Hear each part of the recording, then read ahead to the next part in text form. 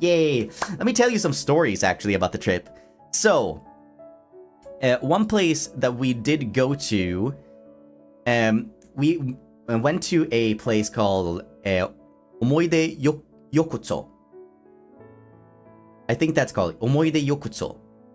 And if you don't know what that is, it's, you know, in Japan, when you go into those really long and sort of winding like pathways, there's usually like restaurants and everything like on the left hand side. It's very, very cramped, but feels very, very sort of Japan.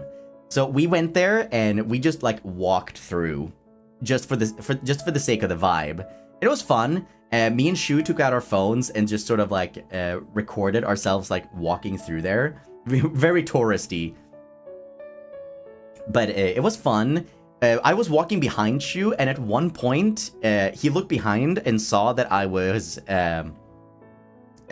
filming. And when he saw that, he just like hit a little squat and like did a peace sign for like a split second, and then turned back around, and I started laughing. So that's a thing that happened. Did you know that it's also called the Piss Alley? I did not know that. I did not. Why is it called that? Do you mind if I ask? Is it because people get drunk and they can't find a restroom? Because there's drinks there, so because it's late at night, nobody has, like, you know, the restroom, so they kind of just get away. Am I in the right ballpark or not? The what now? I don't know. I just read chat. I think they would have smelled that, though. Yeah, I probably would have. And there was also another time where we went out to Yakitori with the boys. And I took a cab because I didn't feel like dealing with the trains, because I still am not the best at dealing with the trains. I haven't figured out exactly how to do that. So I took a cab. And in my experience, Japanese cab drivers tend not to talk a lot. They tend to just... they tend to be quiet, do their job, and let the customer get to their location. Or they sort of match the energy. For example, if the customer is chatty, then they'll chat back. Usually, I don't talk a whole lot because I'm not very, very good at Japanese.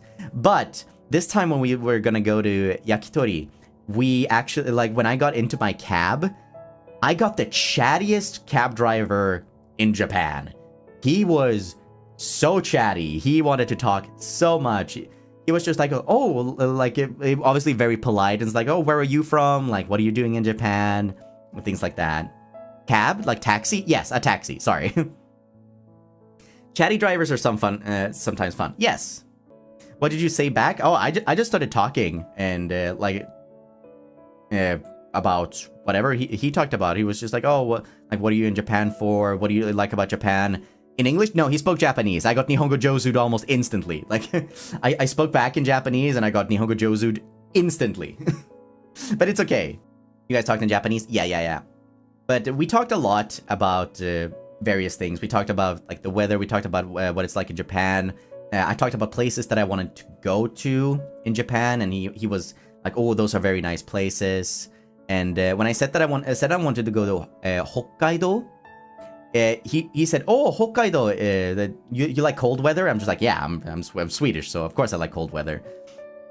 And then he said that he was apparently from Aomori, which is apparently right below Hokkaido. So that's something that I learned. I learned that my cab driver was from Aomori.